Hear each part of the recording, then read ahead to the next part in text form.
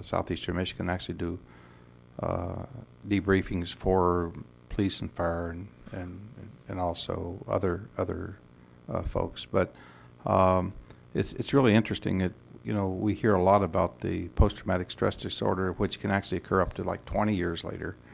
But you don't hear a lot about the debriefings and are they being done routinely. And I mean, that's sort of, for me personally, it's sort of missing in a process when it comes to testimony. Thank you. Thank you. Senator O'Shaughnessy. Thank you. Thank you, Mr. Chairman. I'm interested in your study. Did you look at things before people were deployed? In other words, have a, what would you call that, a... Longitudinal, yeah. There you go. Yeah. Back to my MSU days. Yeah.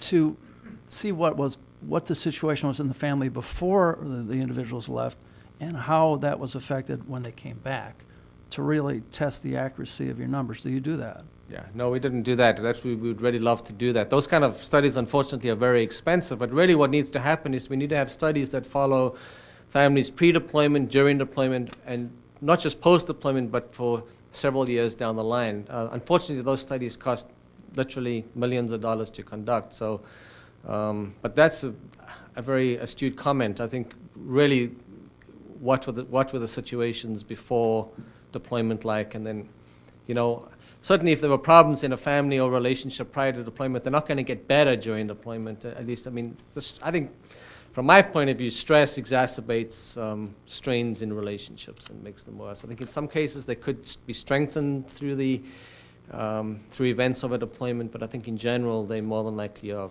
weakened during a deployment. Did you take into account the length of deployment? We still need to run those numbers, but for the vast majority of our participants, their deployments were 12 to 15-month deployments. So these were always lengthy deployments. And so. one more question, if I may.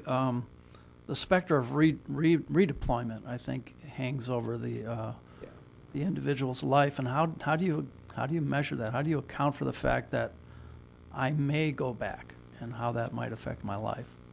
Yeah, again, I don't know how these families do it. I mean, just literally, I've worked with families who've been on 6 deployments. You know, I don't know how you adjust to a normal life of a routine and being in a routine. So these families, I think, are incredibly adaptable and resilient and kind of find ways to work it out. But a number of the DoD studies that are coming out are showing that multiple deployments have some harmful effects, especially if you're going in with PTSD or some mental health difficulty if you're being redeployed with that. So.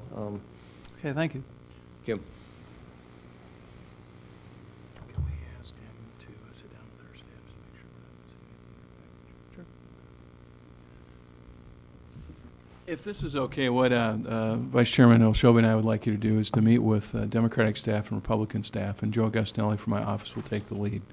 As we've talked before, we have a 43 bill resolutions, and if there's things that you see that we're missing, that's where we could use the assistance, because we have, thoughtfully tried to address this issue from the inputs that we've received. Right. And we've gotten good support from the variety of interest groups, which you've raised some statistical data, some issues that we may have overlooked. And if you could just sort of review that, and if there are certain areas that we've got some problems at, we can try and address those. Most of the bills have received over a majority of the co-sponsorships. They've been passed to the House. Some of them have yet to come over, but we've addressed anything from universities to truck drivers to post-traumatic stress syndrome, and making sure that this transition works as well as possible. Please send our regards to Chairman Ferguson, and we appreciate his leadership on the board.